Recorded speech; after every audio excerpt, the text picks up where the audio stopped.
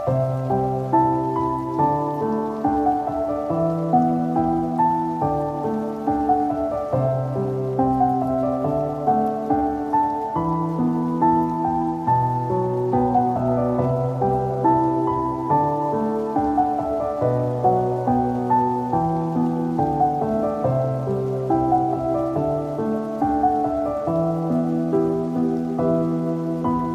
किसी की मराज नहीं होता।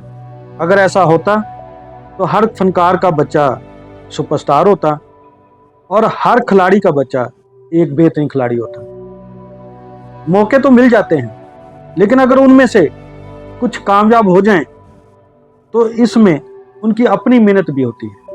इन्हीं में से एक स्टार जिसका फैमिली बैकग्राउंड फिल्मी था, लेकिन जब उसे मौका तो मिल गया, लेकिन अगली जो कामयाबी थी वो उसमें अपनी भी उसकी बहुत ज्यादा मेहनत थी। वो फनकार जिसने 1990 में उर्दू फिल्म बुलंदी से अपने करियर का आगाज किया, जिसके डायरेक्टर जवेद फाजल थे, और इसमें उनके साथ एक नई अदाकारा को मुतारफ करवाया जो आगे चलकर फिल्म इंडस्ट्री के सुपरस्टार बने। वीडियो शुरू करने से पहले आपसे दरखास्त है कि हमारे चैनल को सब्सक्राइब कर लीजिए ताकि आपको इस तरह की वीडियो देखने को मिलती रहे। जी, तो आज मैं बात करने जा रहा हूँ लॉलीवुड सुपरस्टार शान की।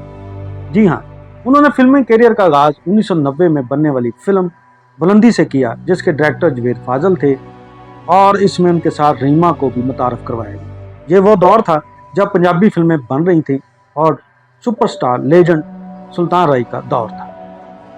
इस फिल्म की कामयाबी ने जहां फिल्म मेकर की सोच को भी बदला, वहां पे ये दोस्ता रातों रात सुपर शान और रीमा जो है रातों रात सुपरस्टार बन गए। हर दूसरी फिल्म में कास्ट होने लगे। हर प्रोड्यूसर की ख्वाहिश थी कि वो हमारी फिल्म का हिस्सा बने, और इससे फिल्म इंडस्ट्री को एक नई सुपर जोड़ी मिल गई। फिल्में बनती गई, शान काम करते गए, लेकिन वही बात कि फिल्म मेकर बुलंदी की कामयाबी के बाद इन दोनों को एक ही तरह के सब्जेक्ट में कास्ट करना शुरू कर दिया। शान ने सिर्फ रीमा के साथ ही नहीं, उस वक्त की जितनी भी मरूफ अदाकाराएं थीं, जिनमें मदिया शाह, नादरा, अंजमन, सोनिया, चांदनी, जो भी उस वक्त स्टार थी, उनके साथ मध्य मुकाबल फिल्में करते जा रहे थे, लेकिन फिल्में बॉक्स ऑफिस पे कामयाब नहीं हो पा रही थी। जिसकी वजह शान नहीं थे, वो यकसानियत थी जिसकी वजह से फिल्में मुस्तरद करते जा रहे थे। फिल्म साजों ने जब ये देखा कि फिल्में फ्लॉप हो रही हैं, तो उन्होंने शान को फिल्म में लेने कम कर दिया और उसकी जगह पे मुतबादल अदाकारों को कास्ट करने लगे। उस दौर में बाबर अली, जान रैम्बो, सऊद फिल्म इंडस्ट्री में आ चुके थे, मोहम्मद राना भी आ चुके थे, वो फिल्मों में कास्ट होने लगे। शान इन हालात को देखते हुए वापस अमेरिका चले गए। अब ये पीछे फिल्म मेकर ये सोच रहे थे, फिल्म वालों का ये ख्याल था कि शायद शान अब कभी वापस नहीं आए, और फिल्म साज उनका नाम भी सुनना नहीं चाहते। फिल्में बन रही थी। उसी दौरान मुसन्नफ हदायत का सैयद नूर और प्रोड्यूसर शहजाद फरीक ने एक फिल्म अनाउंस की, घूंघट, जिसके लिए एक किरदार के लिए अदाकार नुमान एजाज को अप्रोच किया गया, मगर मामला तय न हो सके तो फैसला किया गया इस किरदार के लिए शान को लिया जाए। इस सिलसिले में जब उनसे रब्ता किया गया, उनकी वालदा से रब्ता किया गया, पहले तो उन्होंने इनकार किया, लेकिन सैयद नूर और प्रोड्यूसर शहजाद फरीक की यकीन दहानी पर उनको वापस बुला लिया गया। वो फिल्म में काम करने पर राजी हो गए। डिस्ट्रीब्यूटर का जब पता चला कि इस फिल्म में शान काम करने जा रहे हैं, तो उन्होंने इस फिल्म को रिलीज करने से इनकार कर दिया, लेकिन प्रोड्यूसर और डायरेक्टर ने अपना फैसला नहीं बदला और शान को साथ लेकर ही वो फिल्म बनाई। और जब ये फिल्म रिलीज हुई, ये फिल्म ना सिर्फ सुपरहिट हुई, बल्कि शान का शानदार कमबैक हो गया। फिर वही प्रोड्यूसर जो उसको फिल्मों में कास्ट नहीं करना चाहते थे, आज उसे अपनी फिल्म में लेने के लिए लाइनों में लगे हुए थे। फिल्में बन रही थी, काम कर रहे थे। इस दरमियान उन्होंने खिलौना, नकाह जैसी फिल्में भी की, जो उनके वर्सटाइलिटी को यह साबित किया कि वो वर्सटाइल अदाकार है। मामला यहीं पे नहीं रुका, उसी फिल्में बन रही थी। एक्शन में लिया तो उन्होंने एक्शन करके दिखा रहे थे, अगर उनको किसी रोमांटिक किरदार में दे रहे थे, उसमें भी भरपूर कर रहे थे। यानी कि वो हर किरदार को इस बाखूबी से निभा के ये साबित कर रहे थे कि आप जो भी किरदार देंगे मैं उसको करके दिखाऊंगा। फिल्म बीन भी उनको पसंद कर रहे थे। इसी दौरान राय साहब की डेथ के बाद कुछ मेकर को यह ख्याल आने लगा कि हमें पंजाबी फिल्में बनानी चाहिए और उसी तरह राय साहब जैसी जो फिल्में बनती थी उनको दोबारा शुरू किया जाए। तो उसके लिए सबसे पहले जो इंतखाब था वो शान ही साबित हुआ। परवेज़ आना, मसूद भट्ट, अल्ताफ सैन, अलगर, जितने भी उस वक्त के डायरेक्टर थे, संगीता जी, सब उनको फिल्मों में लेने लगे। और वो फिल्में, और फिर हुआ ये कि वो खूबरू अदाकार, वो खूबसूरत अदाकार, उसके हाथ में भी गंडासा और कलेशन को थमा दी गई। उसने इस रवायती किरदार को भी बड़ी बाखूबी से निभाया और फिल्म बिनों की तवज्जो हासिल कर ली। फिल्म बिन उसको इस किरदारों में भी पसंद करने लगे। फिर धड़ाधड़ वही काम शुरू हो गया। जब कहा जाता था कि राय साहब के जब मौला जट हिट हुई तो हर दूसरी फिल्म में मौला जट, नूरी नाथ, लाजम मजनून थे, तो कहानियां भी एक जैसी थी। तो इसी तरह शान की पंजाबी फिल्में हिट होने के साथ ही एक नया पंजाबी फिल्मों का दौर शुरू हो गया, जिसमें शान मरकजी किरदार करते थे। और उसी तरह फिल्में जो कहानियां एक जैसी थी, किरदार नाम चेंज थे, कहानियां एक जैसी बनती जाए।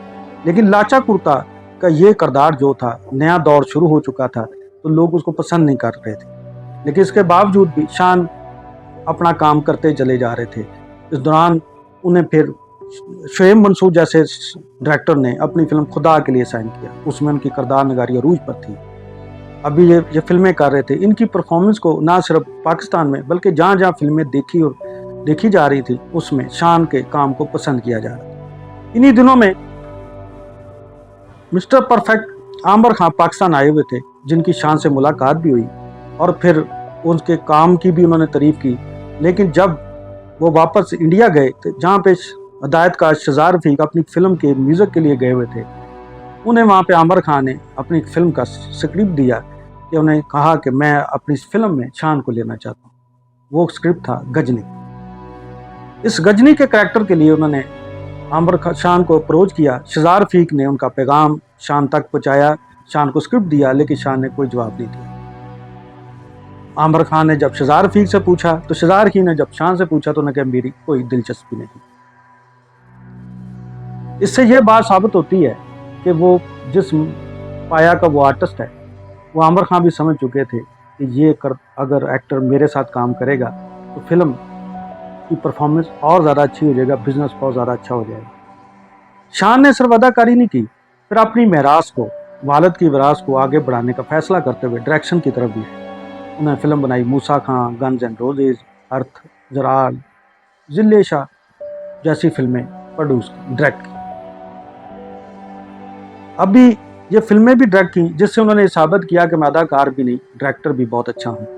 और जो डायरेक्टर ख़ास तौर पे जितने भी कोई फिल्म में अगर वो एक्शन किरदार करा रहा था, कोई रोमांस करवा रहा था, उनमें एक डायरेक्टर ऐसा भी था जिन्होंने इसको फिल्म इंडस्ट्री में वापस लाए, सैयद नूर। उन्होंने जहाँ घूंघट में उनसे लाजवाब किरदार करवाया, उसी तरह उन्होंने संगम में भी उनसे एक मुनफरद किरदार कराया। फिर उन्होंने अपनी फिल्म डाको रानी में भी उनसे एक बड़ा बाकमाल करैक्टर करवाया, डाकू का किरदार कराया, जो उन्होंने बाखूबी निभाया। फिर मजाजन, उसने तो रिकॉर्ड ही तोड़ दिए।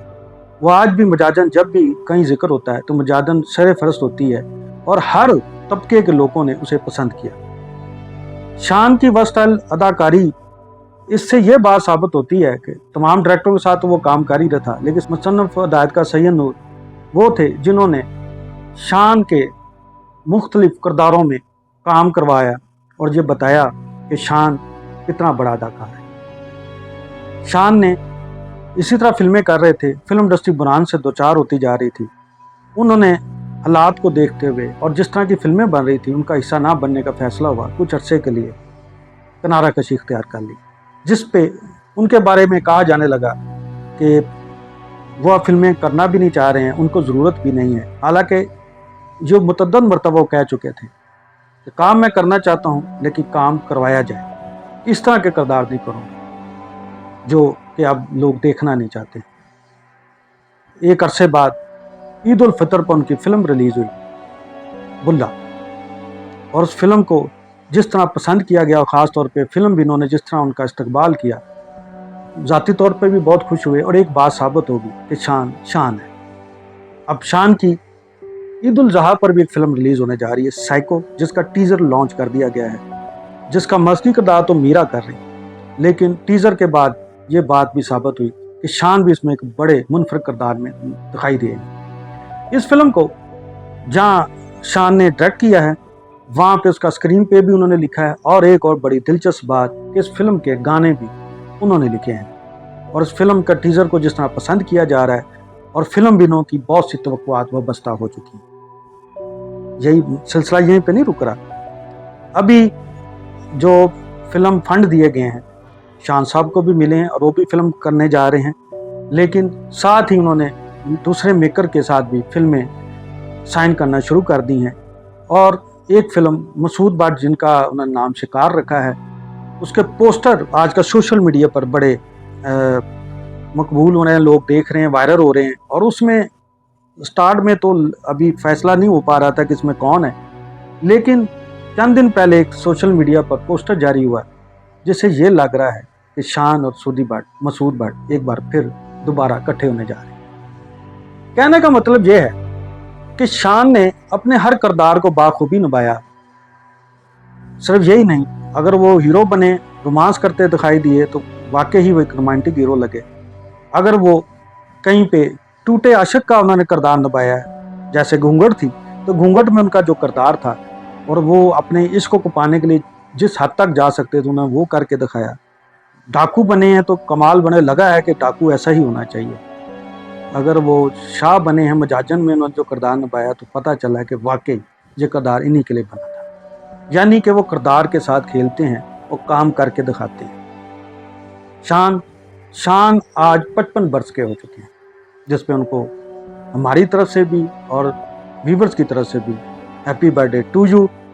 उम्मीद करते हैं कि शान इसी तरह हमें ना सिर्फ देखने वालों को बल्कि अपने चाहने वालों को इसी तरह एंटरटेन करते रहेंगे और इस तरह की मुनफरद फिल्में बनाते रहेंगे। जाने से पहले आप दोस्तों से फिर दरख्वास्त है कि हमारे चैनल को सब्सक्राइब, वीडियो को लाइक और बेल आइकन को जरूर दबा दीजिए। और हाँ, आपको शान की कौन सी फिल्म पसंद है, जो पसंद है वो कमेंट्स में ज़रूर बताइएगा।